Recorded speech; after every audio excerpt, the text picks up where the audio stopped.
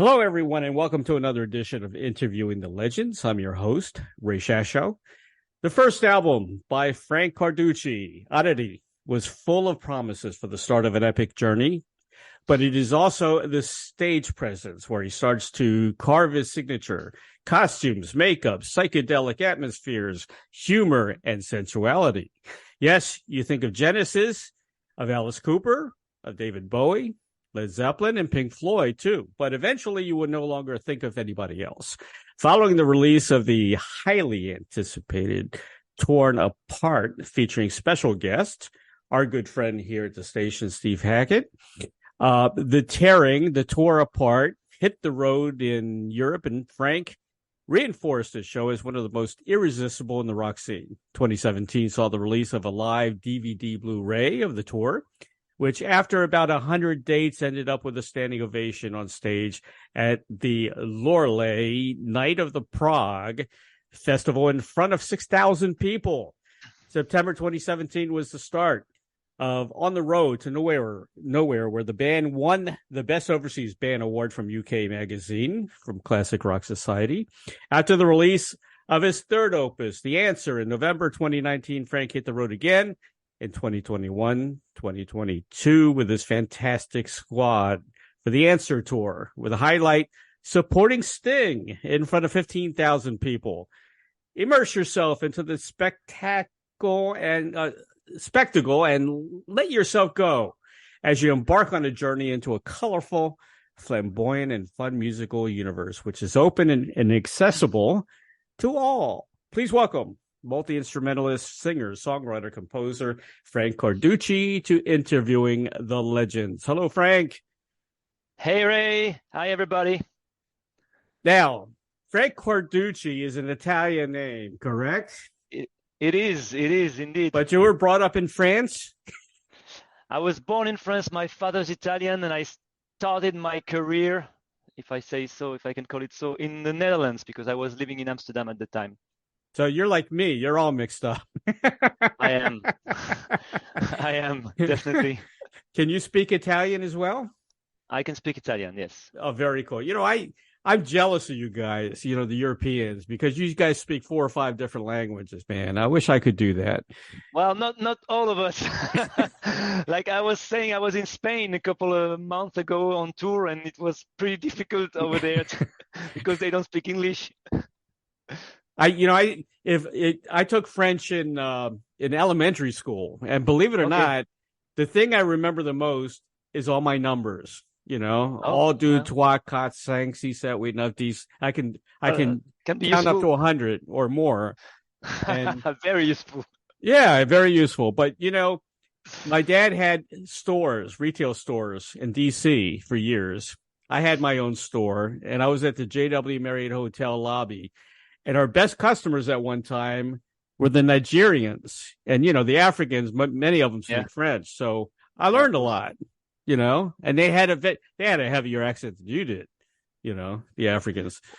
Well, I used to live in the Netherlands, and I couldn't speak a word of Dutch. So at least I lived there for like 5 years, a bit more than 5 years. So at least I needed to speak correct English over there, because up there in the Netherlands, they really speak every language. They're so good at every language. They're amazing.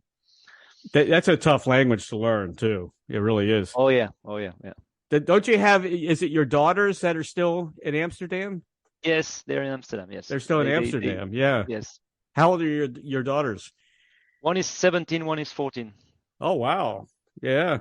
But they went to the international school, so basically English is their first language, but they also speak Dutch. Oh, they speak Dutch. They should teach you then. Yeah, well, good luck. I started listening to you. After 5 years living in Amsterdam, I gave up. Everybody speaks English better than me over there, so what's the point? That's funny. I began listening to you by way of Morrow.com. I listen to Morrow all the time. To me, it's my favorite station, and I get a lot of interviews because of those guys. And of course, they're in France. And they're in Paris. Yes. Yeah. If you have any pull with those guys, I've tried to contact them a couple of times, even in French. Yeah. I did a translation, and I know I know the boss really well. You do? Well, tell them I want to advertise their station on all my websites for free. Okay. Because, you know, I'm very connected with those guys. They're a great station. Yes, they are. Yeah, I'll do They that. really are. Yeah. I want to talk about Naked. Great title, by the way.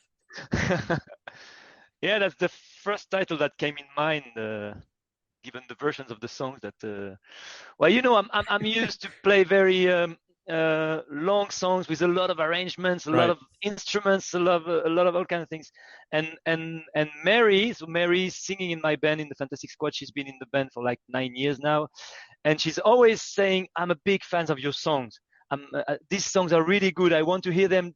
I want to hear you play this song, just you alone with the guitar." And I'm like, me alone with the guitar playing these 10-minute songs, I'd feel naked, totally naked doing this. Yes, exactly. That's perfect. That's what she said. And then at some point, I said, okay, let's do that. You made her wear garters on stage when you first met her, right? yeah, indeed. I'm telling you, you Frenchmen, man, you got to watch out for you guys.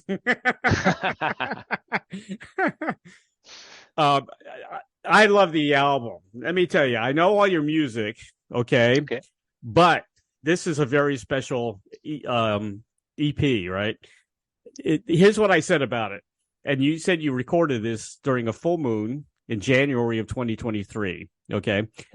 I said it was exquisite, alluring, divine, incredible, magnificent. And I said, I really don't think music can sound much better than this. I said, wow. It's better than Grammy worthy. And I gave it 5 stars. It's that good. Wow. Well, thanks a lot. I mean, it's perfect. You know, number one, I love women singing Prog. Okay.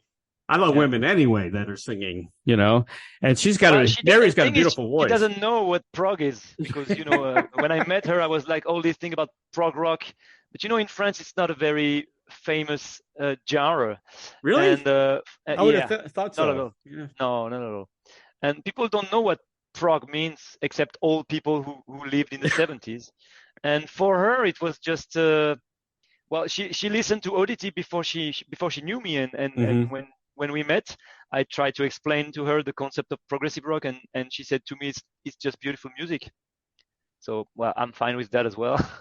I love her voice, man. And we're talking about Mary Reynaud, and she's incredible. She really, really is. Cool. I'll let her know you said that. She's going to be moved. Yeah. I'm going to talk about some of the tracks on the album. Okay. Let's see. Some of my favorite tracks I love. First of all, it starts out with Under the Fig Tree. Which is a song written by Mary. Your voices blend very well together, too, by the way. They really do. Thanks. And your old favorite, Slave to Rock and Roll, which features Laura Cox, which is another very good talent. It's a cool track. I love Slave to Rock and Roll. And, of course, it's got awesome lyrics.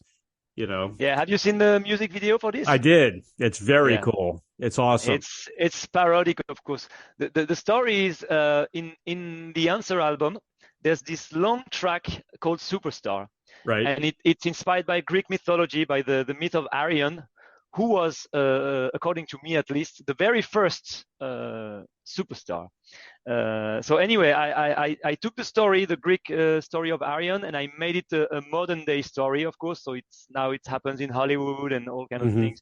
And this guy, Arion, has done it all. He's tried everything, he's done everything, he's met everything, and he's, you know, he doesn't take pleasure in anything in life anymore because he did everything already. Right. So anyway, there is this song, it's like almost 15 minutes or something in the album. And then I thought, okay, so you have this great song with this concept, but your superstar Arion, he must have had a big hit to become this superstar. So then I tried to write a song, not in the same way I usually write. So usually I write long songs, you know, with a lot of parts. I tried to write a hit, not for me, for my character. And here comes Slave to Rock and Roll. And we started playing it and everybody loves it. And I said, well, we need to push this and make a movie video for this, where I'm dressed up as this old, you know, washed up rock star. And there's girls in the swimming pool and guitars in the swimming pool and all kind of things happening. It's very parodic. And that's how it came. And now, of course, Later Rock and Roll is the track that I cannot escape when I play a gig. It reminds me, you got the theatrics, not only of Alice Cooper, but the Tubes, and Yeah. T, I heard T about, yeah. from the Tubes, which is really cool. He did some great songs back in the day, like Don't Touch Me There. And, of course he did, what was the one, White Punks on Dope. Yeah, that was a great song. That was our anthem when I was in high school. Of course, you got some very suggestive titles in this. S&M. Another one. S&M is a song by Rihanna. By Rihanna. Yeah. And it's a dance floor song, and Mary turned it into a lullaby. So it's like a very sweet version, a lullaby. But it's actually, it's about S&M. And so when we play this song, especially we played an acoustic gig at the Reynaud Prog Rock Festival a couple of weeks ago, and I said, okay, what a song we're gonna play now is not a progressive song, but it is very progressive to play a Rihanna song in a Prog Rock Festival. It's a great tune, man. I really love it. Yeah, it's very nice. Yeah, and again, I love her voice. She's Mary's arrangement, 100% Mary's arrangement. And she's got a great stage presence as well, because I saw a lot of your videos, and they're great, man. Yeah, she does. Another favorite is A Brief Tale of Time. A shorter track, but very, very good track. Let me say, if I say the Demain je partirai, but today, how do you say that? Partirai, yeah, demain je partirai. Which means tomorrow I will leave, correct? Yeah, something like that. Yeah, tomorrow. Something like that. Yeah. And that's a beautiful song. Also a song by Mary. Also sung by Mary. Yep. Talk about Alice's Eerie Dream. That was an interesting song. Well, Alice is kind of my first hit single. So it was in the first album, and I was like, just telling the whole story of how it happened. At first, I was just a session musician. I was doing sessions in studio. I was doing a lot of cover gigs in all the clubs and pubs in my hometown in Lyon, and I was doing a lot of studio, playing bass, playing guitar, playing a little bit of keyboard, everything like this. And I had my own songs written. I had a 4-track at that time. Analog 4-track recording, and I made some demos and stuff. And each time, maybe not each time, but very often when my friends were listening to the demo, they were like, "Oh, you've got really cool tunes. You should make an album one day." And I'm always like, I'm never going to make an album because nobody knows me. Who cares anyway? And more people keep telling me this, and I always shot my the same answer. It's pointless. Nobody knows me, so nobody's going to be interested. And then one day in 2010, I got to meet one of my childhood heroes, Mr. Steve Hackett. Yep. Right? You know Steve, of course. And we play. So I play a Genesis acoustic support for Steve, and then we get to discuss for an hour. He was very very open, and we start talking about The Lamb Lies Down on Broadway, stuff like this. And then he listened to a couple of my demos, and he had listened to the opening concert. And he said, "Hey man, it's really cool, your song. You should make an album." And I'm like, I'm ready for this. I'm like, yeah, but what's the point anyway? Nobody knows me. Nobody's going to be interested. And Steve got the answer. He said, well, you don't care. You do it selfishly. So if it works, you're happy because it works. If it doesn't work, you're still happy because you did it for yourself. Right. And I'm like speechless. I don't know what to answer that, especially when it comes from the mouth of one of my heroes. Yeah. And that evening, I go back home. I'm in my car. I'm thinking about what Steve said, and I'm like, man, if you don't do it now, you're never gonna do anything in your life. So the next day, I start working on the album. So I'm digging out all my old tracks, especially the one called Achilles, which is the big main track of the album, and start rearranging and stuff. And then I miss one song.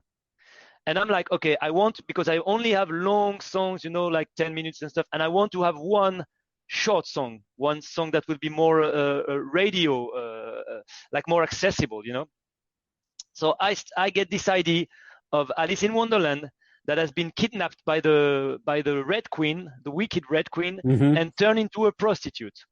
Because in my story, the Red Queen is a pimp, basically. I call her the red pimp queen. And I live in Amsterdam at that time, so it's very inspiring, of course. I go to the red light district and I can picture it, the whole story with Alice kidnapped, turned into a hooker and stuff like that. And I start writing the song, and I'm like, this song should not last more than 4 minutes, right? It should be a radio song. And then that's it. I write the song, I play it, I record it with all my ideas in it, and it's 13 minutes.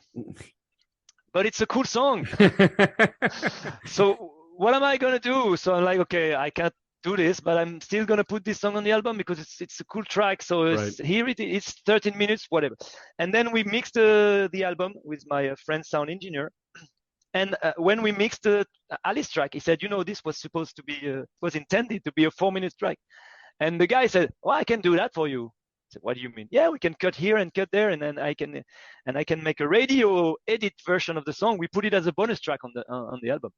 And I was, yeah, that's a cool idea. So he made this 3 minutes 58 seconds. That's amazing. And it works. I mean, the full song is in the album, but then there's the bonus track, which is the short version. And then all my friends, they're like, man, you should make a video. You live in Amsterdam, you close to the red light district, you have this very funny concept of Alice. Why not make a music video? So of course you cannot make a 13-minute music video, but you can make a 4 minutes music video. And all the ingredients were there, right? So I make this video, and it start working quite well, because then the album is released, blah blah blah. Steve Hackett said a good word for the album, and the video is working not too bad. I mean, there's like, I think 200,000 or 300,000 views on YouTube. Yeah. And a lot of people write me, and they say, I love the Oddity album, I love the full Alice track, but I would never have listened to this if I hadn't first viewed the video of the short version. So basically, this helped drag people to my music. So I thought, wow, this is just amazing, And I love it when people tell me, I love the video, I love the track, but I love the long version even more. Right. But I could never have started with this because it's too heavy, it's too long. So yeah, here it is. I love it. I saw the live version too on YouTube. Which one? Because it was the 2023. It was a brand new one. So it's pretty recent. Yeah. It was very good, man. You guys are great. We love to bring a lot of visuals to the show. So Alice is of course a great way to do it, because Mary comes dressed up as Alice, with sensuality and stuff, and she's teasing all the musicians and stuff, and all the musicians are also so it's like a theatrics, Yeah, we're doing an act when we play Alice now. It's not just playing the song; it's acting, and I love that. That's your big thing. That's your pet peeve, right? You like visual. You like yeah. Which makes sense. Alice is definitely Alice is a fan favorite, so it's very nice because we can play on it. And we've played it so many times. For more than 10 years, I've been playing this at every show. So we don't need to think about the music too much. We can just have fun and play around the theme of Alice and Mary's playing the game as well, and it's really cool. Yeah. Yeah. I don't know if it's you or you have your PR people or what, but after I heard you on Morrow, your name popped up everywhere for me. Anyway, I was seeing your name everywhere. Really? Yeah. And I really got to know you because of that.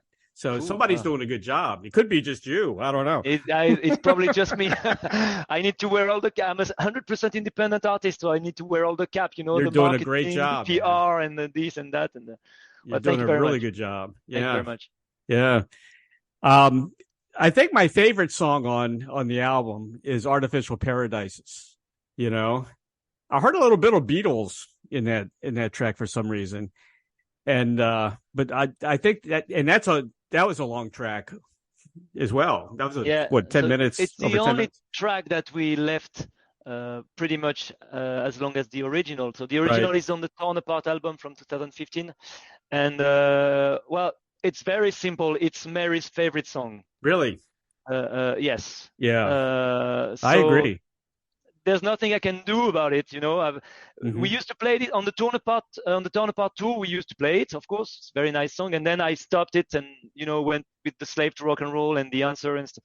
And Mary was always pushing, why don't you put Artificial Paradises back on the set list? I'm like, yeah, we've played it already a lot and stuff. And she was always pushing and pushing and pushing. And at some point I said, okay, you want to do it, then you're going to come and sing it with me. Right. And so now she's singing it with me. So when we do it live, she sings all the first half. I sing the last part, which is mainly instrumental actually. So I don't sing that much.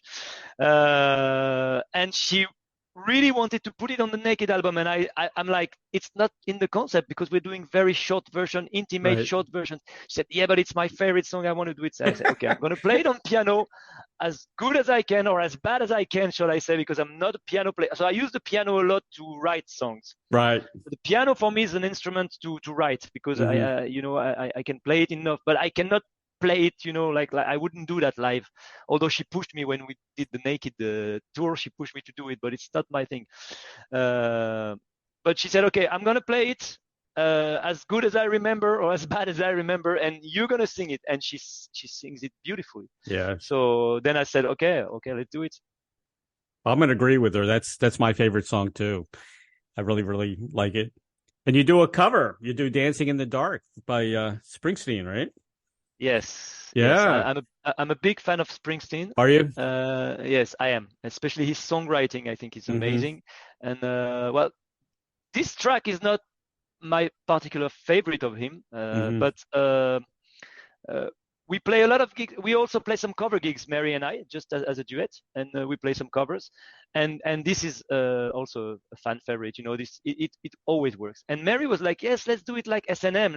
Let's turn it into a lullaby. And I'm like, oh, come on, this is a rock song. Yeah, let's try to turn it into a lullaby. So I start doing it with very soft arpeggios, and we start singing it together, and the voices blend well. And I say, okay, let's record this.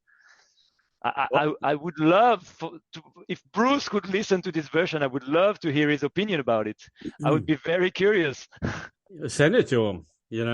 Get his PR people and his publicist. Yeah, I wouldn't even know how to do that, but yeah. Oh, it's easy. Maybe there's a way. Yeah. All right. I do it every day. Well, you'll explain. I'll send it. I'll send it for you. Yes, please do. Yes, please do. Yeah. I'd love that. I'm so glad you did Naked though, because it shows another side to you, and it's incredible. I fell in love with this album, man. Well, it's strange, because to me I felt so fragile. I came up with the name with the title of the album because that's how I felt. Right. Because the songs are naked. It's just a little percussion, a guitar, and two voices. But it's also the way I felt playing this, because this is not my thing. My thing is, the big thing with all kind of instruments and double neck guitars and a mellotron here and a Hammond organ with a Leslie and yeah, Naked is just the way I felt actually. So. I also interview a lot of, legendary folk artists, like Tom Rush, and I've got Tom Paxton coming up. Cool. And I always tell these guys, there's nothing better than a lone musician up on stage with an acoustic guitar and a story. And that's what it is. That's being naked, and then it just shows you how talented you can be. You know what I mean? Well, I don't know about that, but one of the good things that people always say about me is that I'm a good storyteller. And that's what I like, actually. That's what I like most. Actually, music is just a tool for me to tell my stories. It could be something else. It happens to be music because I know how to do that. But what I like the most is to tell my story. And like I was saying, the story of Alice, it's completely strange and funny story. Yeah. And I love to tell the story. People are laughing, they're having a good time listening to the story, and of course, then with the theatrics, with the visual, it emphasizes it even more. But the basic thing is the story. But you can do both, which is very important. You can do this, be simple, or you can do the theatrics. And a lot of people can't do that. And a lot of people hide behind the music. You know what I mean? Well, that's what I thought I was doing as well, until naked. You just proved yourself. You're not. I was like, no, let me. I'm hiding behind my double neck guitar, wearing this big hat.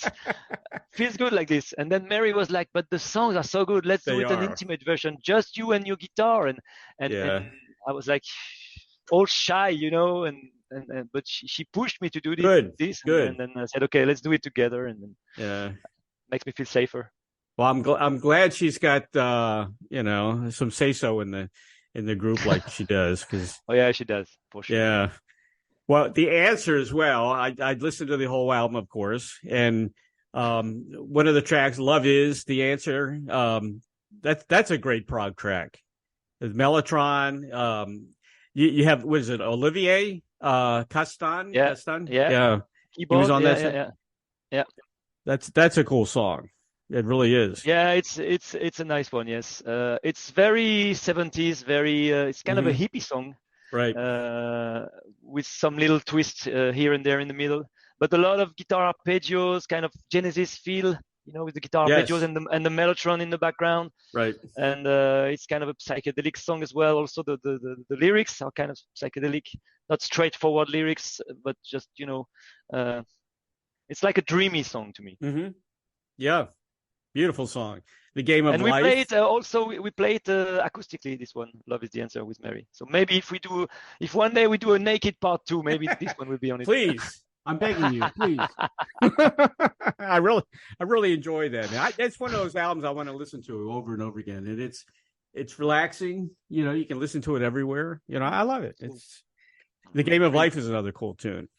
I like that a lot. The Game of Life is very special. It's the only song that I wrote. So I was listening to a lot of Springsteen at that time, and it's the only song I wrote the words before writing the music.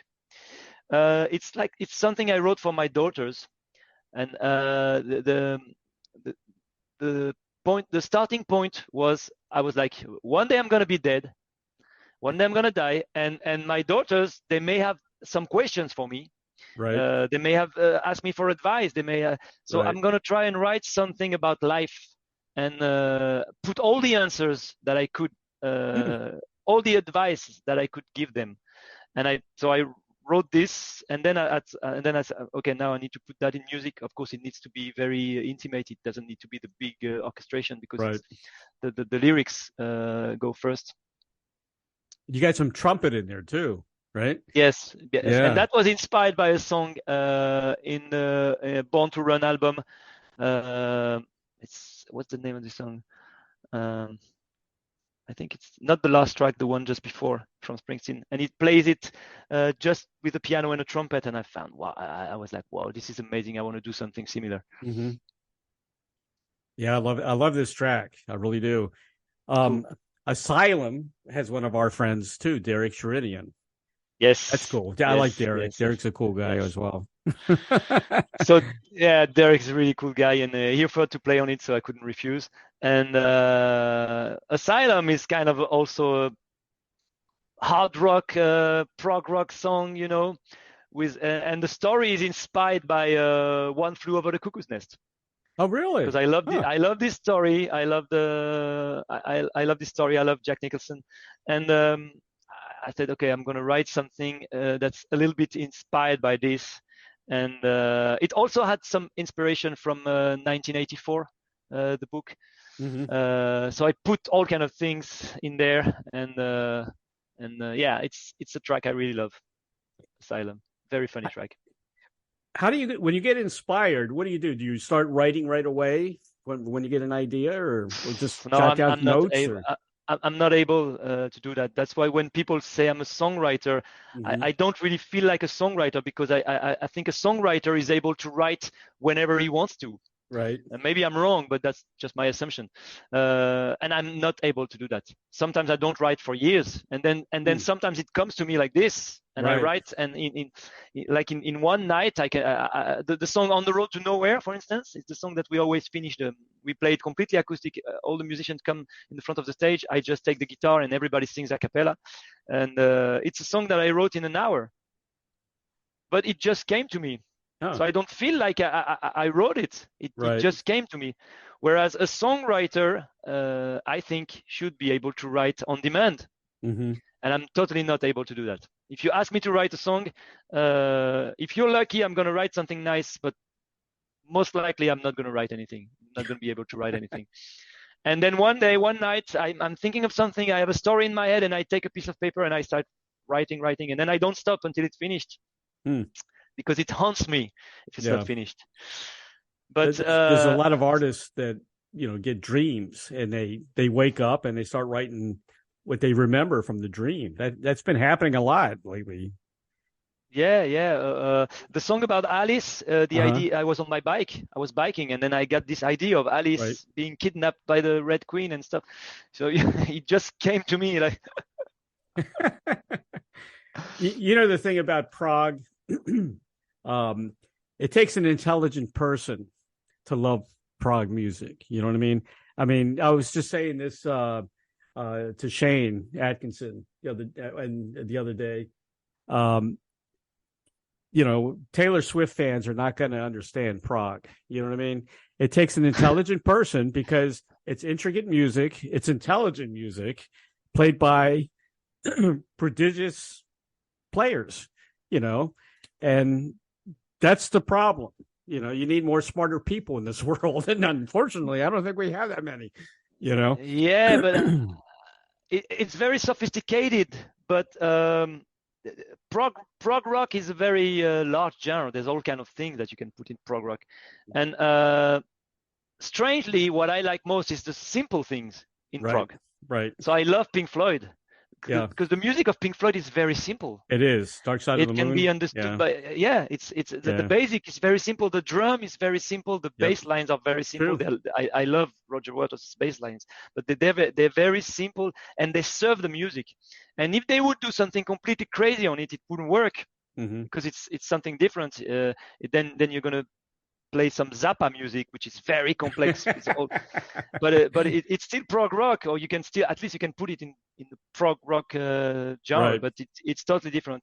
And what I like is to make this music accessible to all. I went to see Genesis in 2007. They were playing stadiums. They were playing their pop hits for people who only knew I Can Dance and stuff like that. Yeah. And then they start playing the big tracks, the long tracks. And people are like, whoa, I've never heard anything like this. So I thought what I like the most is that they can they play their hit songs, and a lot of people are gonna. I would love if Taylor Swift would write and play a prog rock song. I would love that, because she would introduce the genre to a large audience that would never listen to this. That's what I was saying when people see the video of my song Alice, the short track. And then they get to listen to the album, and then they get to appreciate the album. Then I'm like, my mission is accomplished. Yeah, because that's what I want. That's what I want to make this genre more accessible to more people. But of course, if you start with Frank Zappa music, it's going to be difficult. Yeah. See, Frank Zappa, the guy was brilliant, but he got too silly, in my opinion. You know what I mean? With some of his lyrics, he could have gotten a little bit more serious. You know what I mean? That's the only thing I didn't like about Frank. He was a great guitar player. An album called Does Humor Belong in Music or something? Yeah, so I guess he overdid it sometimes. I did like Apostrophe. I thought that was a good one, But some of his stuff just got a little way too out there, He had to get more serious, in my opinion. You can take Dream Theater, for instance. It's the same thing. They're all amazing players. Right. But they're not going to appeal to everyone, because some people are going to be like, whoa, this is too much. It's too heavy. I can't follow these guys. Right. And that's where Pink Floyd are amazing, because Pink Floyd, they appeal to anybody. I mean, Dark Side of the Moon is one of the most sold record, I think, in the world. And because the basic is simple. And even if they have these long tracks, anybody can listen to it. You can almost call some of Pink Floyd's stuff ambient music too. Yes, even Dark Side of the Moon, and I love ambient music. I really do. It's. I'm not much into technical stuff. That's what I meant. Unless they're here as a tool to serve the music. So in this case, it's like Genesis. Yeah. Those Genesis, they are very technical, but the technique is not here to say, to show off or like say, look what I can do. We can do some very, very complicated stuff. Okay, you can do that, but does it serve the music? Right. In the case of Genesis, it does serve the music. I mean, if you listen to Selling England by the Pound, tracks like that, it's very technical, but it's all in the service of the music, of the beautiful melody. So in this case, I'm fine with it. But otherwise, I'd rather listen to simple tracks like Pink Floyd, and because it serves the music. If I listen to very complex music, I'm gonna be like, it's very nice, they're very good, but it's not for me. Yeah, you get lost, I guess. Yes. Trick of the Tail was kind of simple. I mean, some of the songs like Entangled and you know, Ripples. I love those tunes, man. Yeah. It's Ripples is amazing. I love this track. I talked to Steve Hackett about that album, and you know, like Entangled, Mad Man Moon. Yeah, I mean, Mad Man Moon. You know, they got a whimsical feel, and they were thinking about like Mary Poppins and Disney. That's what came to mind when we were writing those songs. I thought that was kind of cool. You got next year. You got the Fusion Festival, right? Yes, that's pretty. We're cool. Headlining Fusion Festival. It's a very, very nice festival, and we played there already last year. And they wanted us back, so we'll be back. We play quite a lot in the UK, actually. It's the country where we play the most. One of our friends of the station as well, Dave, is going to be there. Dave Bainbridge. Okay, cool. From Life Science. Dave's a good guy, too. I like Dave. Cool. But, and some of the other guys I had on the show recently are going to be there. Flamborough Head, which is a great band I love. Cool. Rosalie Cunningham. She's, you know. Yeah, Rosalie. Wow, yeah. She was on the show, and I just had Kite Parade on that recently as well. Okay. Bunch of good guys. These are, you know what makes me mad about Prog is it just, you know, they need to connect here in the United States. I was just talking about this. You know, Ringo's All-Star Band, right? How they present themselves. I cover that. There used to be Hippie Fest where they had a bunch of bands. The Happy Together tour, you know, the Turtles, and they have all these great. They should do that with Prog. You know, they should have 4 or 5 different bands touring the United States. You know. Well, I would love to play in the US. It's one of my dream. And I know a few promoters who are ready to book me there. Really? In different clubs and stuff. But the problem is the administrative thing, is the visa. It's so expensive and complicated. You need lawyers, you need all kind of things, you know. That's crazy. That's why we in Europe, we see American bands very regularly. I used to play country music. There were lots of American country music bands touring here. Right. Because it's easy. They just pick up their instrument, they book a flight, and they come. If we want to come, we can't pass the custom. Really? Is that right? Why? Yeah. Oh, yeah. I know. A girl I know was coming just to jam. She was traveling. She wanted to take a road trip in the US with just her with the guitar. And she put on Facebook that she was going to this jam session in Texas. Right. And when she arrived at the custom with her guitar, they say, "You're going to work here?" She said, "No, I'm not going to work. I'm going on a road trip." They went on her Facebook page and they saw that she said she was going to play. She was going to join this jam session in a saloon somewhere. You know, it's a jam session in a small bar. And they say, "We see that you want to play here, and so we're not letting you in." And she was not allowed in. I didn't know it was that difficult. She was just a girl. Yeah, it is. Yeah. Wow. That explains it, because there's so many great prog bands overseas. They come here. You know. I know a good band. They're signed, so they're pretty established. It's a heavy metal band from Germany, right. And it was so complicated to arrange everything with the visas. There was problem with the form. They have to redo it again and again and again. And then when the time of the tour arrived, it was not ready. They had to cancel. They booked a car in hotels in the US. Everything was lost because of some paperwork. That's a shame. Because of some papers. Yeah. Huh. So it's very complicated. The only thing that I could reasonably do would be Cruise to the Edge, which is a prog rock cruise. Right. And when you do that, you don't need a visa because you're not on American soil. So they let you in. But of course, for Fest, I'd love to do that. But you need visa. You need visas. It's very complicated. I think that's one of the reasons why you don't see that many at least independent bands. Of course, the big act, they don't care. If the Rolling Stones are touring, they don't care at all that they need this or that. Yeah, exactly. But small bands, independent bands, it's complicated. Even the band as well established as Pendragon, I think it's complicated for them. Yeah. Well, we finally got Haken. Haken did a tour here recently. Yeah. Ross Jennings. Yeah, but they're signed on Inside Out, which is a big label. Right. So right. Yeah, of course. And of course, Dream Theater and those guys, Transatlantic, they're able to come here.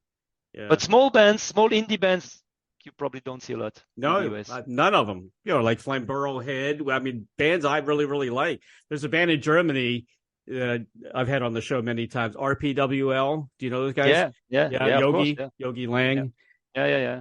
They're not here. Same thing, No. and they're a great group. I mean, But they remind me of like I Pink-Floyd said, so much.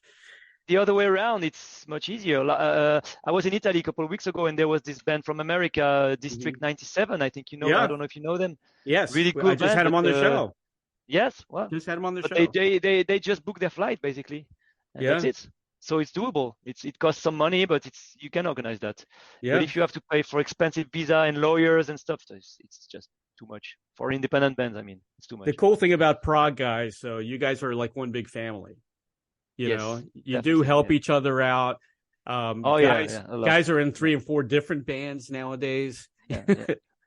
Even fans, not only bands, also fans. When we're going to the UK, it's also it costs quite a lot of money for us to go to the UK, but we have a lot of gigs there, so it's okay.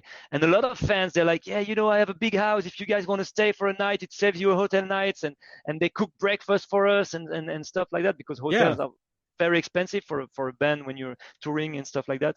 And so even with the fans, it's like a big family. Sure, I'd let you stay here at my place. I sure would. Florida, man. Wow. Yeah, man. I'm like 15-20 minutes from the beach. Ooh, sounds great. Sounds lovely. And the crocodiles as well. The alligators and crocodiles, both. Alligators, we got both of them. Yeah, a lot of them. They're everywhere. Oh, yeah, really? Wow. They don't bother you. Okay. I want to mention something from your past. There's the French female folk singer. Is it Yanni Matisse? Is that how you? Yes, Yann Matisse. Yes. What's she doing now? Because you started with her, right, a long time ago. I didn't start with her because I was playing in some country music band. There's a big country scene in France, actually. Really? How about that? And so I was working as a session musician, and I was doing a lot of country. And I met Yann, and I got introduced to her in 2003. Right. And she really liked my voice. She liked what I was doing. She has a very similar voice to Joan Baez, and she's a big fan of Joan Baez. And she was covering all kind of Bob Dylan stuff and also writing songs. And we made 2 albums together. And the second one, called Encore, I produced. And I put a lot of my Prog influence elements into her music, and she was fine with this because she's basically a hippie from the 70s. So cool. She loves all that, So am I. And I came up with my 12 strings and started to play 7-minute songs, and she was not used to that, but she really let me do it the way I felt. So I co-produced the album. The album is called Encore, and it's very nice. I still see her. Yeah, she plays.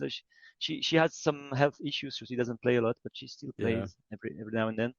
You opened up for Bill Wyman, Albert with Lee, her, yes. Murray Head, that's very cool. Yes.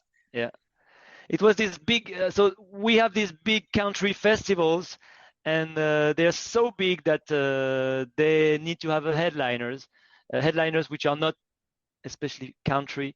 They can be. So Bill Wyman was there with his. Also, he had a whole all-star band at the time. Albert Lee, but he's country picker.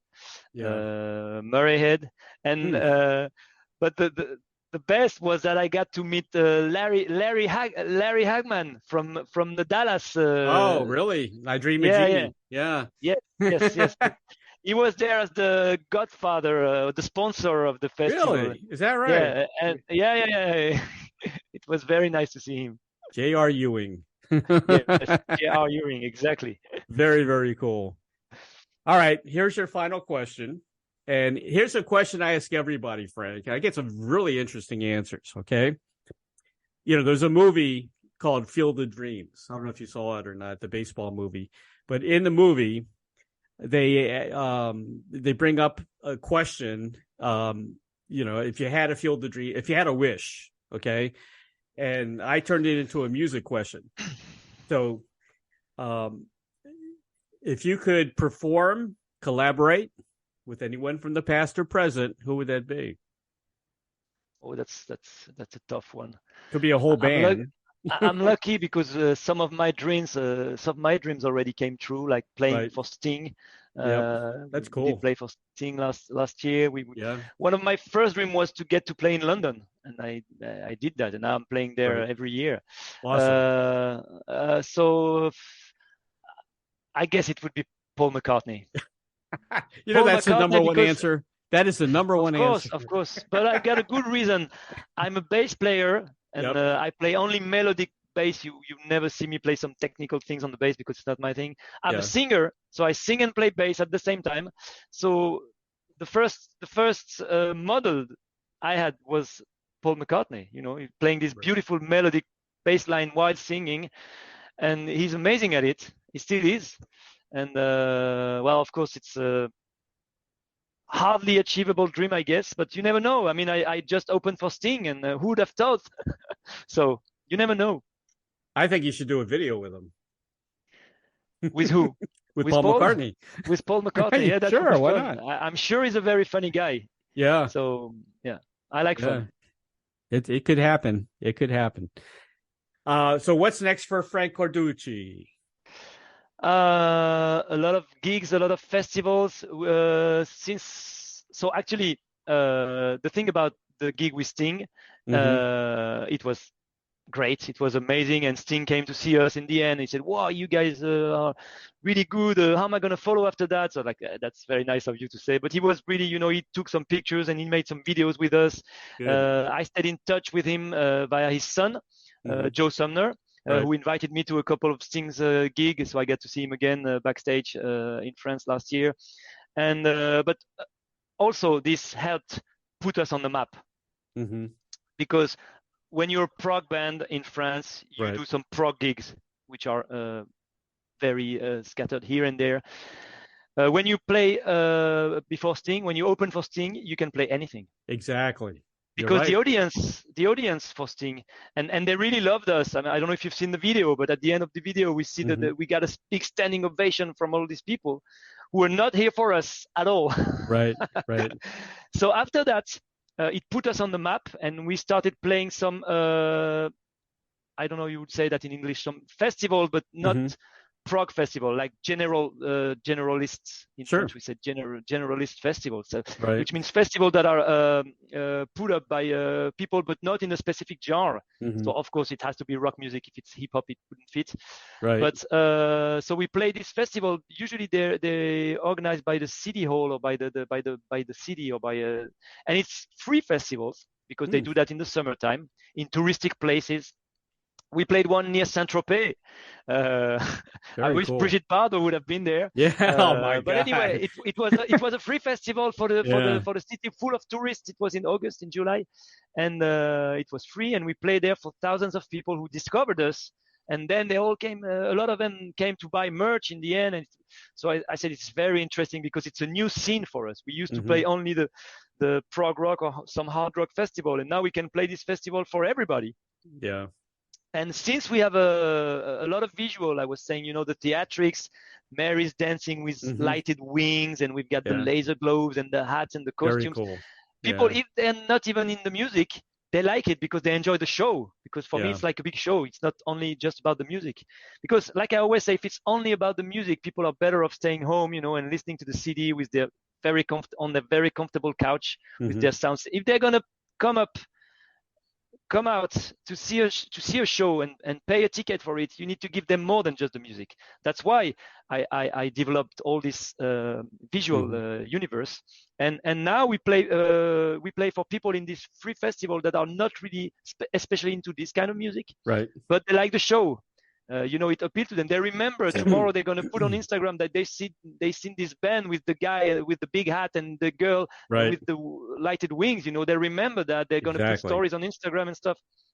So this is where I'm headed. This is what I want to do most. And of course, again, the Sting gig helped a lot because when you come to a festival and you say, yeah, we open for Sting, they're like, okay, maybe we're going to listen to this. If you just say we're a prog rock band, then obviously not going to listen to that. They don't even know what it is. So you're a great promoter, Frank. That's why I've seen you everywhere. It's the truth. I don't know. I always found it very hard to promote myself because, I always wanted to have a band and I didn't have a band. And when I made this album, because Steve Hackett pushed me, I didn't have a band. So I made the album. The album was released. Steve Hackett helped me to, he talked about it here and there. And then some people started to say, yeah, we want to book you. I like the album. And I was like, I don't have a band. And so that's why it's called Franck Carducci. I didn't mean to be like that. I wanted to have a band, but I didn't have a band at that time. So now I need to promote Franck Carducci, and it's very difficult for me. But, if you say it works, I'm happy. Well, you're smart, too, because you made a smaller band with the Fantastic Squad. So you can, if you need a tour in the U.S. and you want to do it a smaller, cheaper way, I guess the Fantastic Squad's the way to do it, right? Yeah, definitely. Yeah. Very, very smart. You're talking about, promoters in the 60s and 70s used to mix up the bill. They used to have, a rock act, a soul act, a country act. They mixed them all together like that. And it was very smart, They still do that in the UK, actually. We did some, last year we headlined a big festival. I don't know if you know it. It's called Cambridge Rock Festival. Right. It's a beautiful festival in the countryside. And they have all kinds. So they have some prog, they have some classic rock, they have some more like jazz rock thingy. They have some blues, bands, hard rock bands. It's a great mix. I love the mix. I remember back in, I think it was 73, I saw Uriah Heep and Earth, Wind, and Fire together. Wow. And that's when Earth, Wind, and Fire first came out. And then ZZ Top was the third act. They just came out. They didn't have beards or anything. They were almost a country rock band back then. Yeah. Nice. But that's the best way to do it. Mix it up like that. Frank, thank you so much, man, for being on the show today. I really appreciate it. Thanks a lot, Ray. It was a great pleasure to speak with you. The band is great. You let me know if you manage to send my Dancing in the Dark to Bruce Springsteen, right? I will. I'm going to work on it. Let me know. I know a lot of people, man. Cool. I want to mention you can purchase Naked. You can buy that at Amazon.com. I saw it on Amazon, or I guess on your website as well, right? Yes, on my website. There's a distributor in the US right. that would be much cheaper, I think, than Amazon. Okay. But, or maybe it's through them. I don't know exactly how it works. But yeah, you can find it. All my CDs you can find anywhere. The vinyls, it's a bit more complicated, but the CDs all of them you can find them. Well, your website's www.frankcarducci.com. You can go straight there. You're on Facebook, Twitter, Instagram, YouTube, Spotify. Everywhere. Also, Mary's got her own website. Yes, she does. ReynaudMusic.com. And Laura Cox, I want to mention her. She has her own website as well. She's very, very popular here in France, Laura. Yeah, she's great, man. She's great. She started as a YouTuber. And really? She started as a YouTuber playing guitar, covering songs in her room. But she was very young, and she got so popular that at some point some people put a big tour and everything for her, and she was like, okay, I'm coming. But so she started straight with the big stuff. Very cool. That's impressive. Yeah. Well, I'll let you know about Bruce Springsteen. All right, please do. I'll work on it. Cool, Ray. In an hour, I've got an interview with Chris Braid. You know Chris from Brown. Gosh, what is wrong with me? Jeff Downs Braid Association. Jeff Downs. Yeah, okay. Yes, yeah, of course. Yeah, they collaborate, and they've got a new album out as well. So we're going to talk about that. Yep. Thank you, Frank. Merci beaucoup, man. Appreciate it. Merci, Ray. Thanks a lot. Bye bye. Thanks to everybody. Brush up on your Spanish, man. No way. See you, Frank. Thank you, man. Bye bye. Cheers. Bye.